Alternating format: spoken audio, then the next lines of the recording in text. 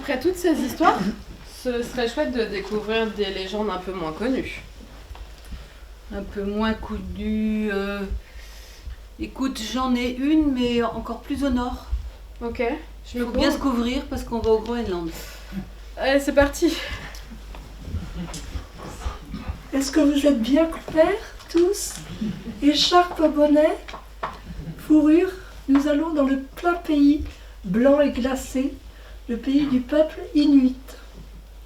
Ce peuple, vous le connaissez peut-être, vous en avez entendu parler, il vit en petites communautés sur plusieurs pays, au nord principalement, au Groenland, en Alaska. L'eau est partout, vaste étendue, ou contenue sous la calotte glaciaire. Les Inuits gardent une culture riche. Ils les rassemblent face à la rudesse des conditions de vie. Ils sont chasseurs, pêcheurs. Ils vivent en lien étroit avec la nature. Et d'autant plus qu'ils sont témoins de phénomènes extraordinaires, des phénomènes naturels, impressionnants. Les grands animaux marins, les icebergs, les aurores boréales. Tout cela favorise pour eux les croyances et les légendes. Pour eux, les chamans et l'oiseau de feu, ou fulmar, font la transition entre les vivants et le monde de l'au-delà. La légende de Sedna s'inscrit exactement dans cette tradition. Sedna, S-E-D-N-A, c'est une belle jeune fille. Elle vit sur un rivage paisible avec son père. Ils survivent grâce à la pêche. Et pour Sedna, il n'y a toujours eu que deux. Mais elle devient une belle jeune fille, plus grande, et des prétendants viennent lui rendre visite pour la demander en mariage. Pour tous, elle répond toujours la même chose. Non, je ne t'épouserai pas. Son père était excédé par ses refus successifs. Le printemps arrivait, la glace se fondait, annonçant une pêche beaucoup plus difficile et peut-être la faim. Avec le printemps aussi arrivaient des nuées d'oiseaux, dont des fulmars. Ils volaient au-dessus de la maison de Sedna. Sedna les regardait. Quand le chef des fulmars vint tout à côté d'elle en piquant sur la rive à côté d'elle et lui dit « Sedna, viens au pays des oiseaux, épouse-moi. Ma tente est faite de la plus belle des fourrures, et tu dormiras sur des peaux de phoque les plus douces. Tu n'auras jamais froid ni faim. » Cette offre était très alléchante. Sedna accepta. Elle dit au revoir à son père et monta sur le dos de l'oiseau. Ensemble, ils franchirent l'espace et la mer jusqu'au pays des oiseaux.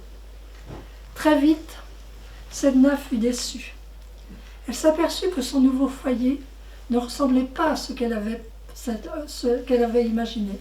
La tente n'était pas faite de belles fourrures, mais de peaux de poisson trouées qui laissaient passer neige et pluie. Il n'y avait pas de peau de phoque pour son lit. Son lit était par contre fabriqué avec du gras de baleine. Sedna était dépitée, et chaque jour, frissonnante, elle pleurait et regrettait son ancien foyer. Elle demanda à son mari de l'y ramener, mais bien sûr il refusait. Cela dura 1 an. Le père de Sedna apprit la tristesse de sa fille, et pris de remords, il décida de faire le voyage. Il traversa la mer sur son kayak traditionnel, fait avec des peaux de phoque. En arrivant, il fut horrifié de voir les conditions de vie de sa fille. Il l'embarqua rapidement à bord de son kayak et tous deux débutèrent le long voyage de retour. Rapidement, le chef des fulmars s'aperçut de l'absence de son épouse et provoqua de la force de ses ailes et de celle de ses congénères une tempête très violente, épouvantable. Sedna et son père pagayaient dans cette tempête. Le fragile kayak tanguait. Les vagues immenses s'écrasaient autour des fugitifs, qui bientôt suffoquèrent. Le père de Sedna paniqua. « Tout est de ta faute. Si je te renvoie, le fulmar se calmera. Il m'épargnera. » Alors, d'un coup, il jeta sa fille par-dessus bord et elle tomba à l'eau. Sedna s'agrippa de toutes ses forces au bord du kayak. « Lâche ça, dit son père. » Sedna continuait de s'agripper, et le père tapa avec sa pagaie sur les doigts de sa fille. Les doigts de sa fille étaient gelés par le froid. Ils cassèrent net sous les coups. Ils tombèrent à l'eau, et les phalanges se transformèrent en poissons, phoques et morses. Alors Sedna essaya toujours de s'agripper au kayak avec ses mains. Elle n'avait plus ses doigts, elle s'accrochait avec ses mains. Son père tapa encore. Et les mains gelées tombèrent à l'eau, se transformant en énormes baleines.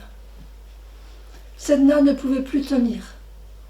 Elle fut avalée par les eaux. Elle se laissa couler dans la mer. Et elle s'aperçut au fur et à mesure qu'elle glissait dans l'eau qu'une nageoire de poisson poussait au niveau de ses jambes. Elle était devenue sirène et pouvait respirer sous l'eau. Sedna coula longtemps. Elle se sentait libérée de toute contrainte et décida de rester ainsi tout au fond de l'océan. Elle devint la déesse de la mer pour ce peuple, Sasuma Aha dans leur langue, mère de tous les animaux marins, mère de l'océan et même mère des algues qui emmêlaient ses longs cheveux ondulés.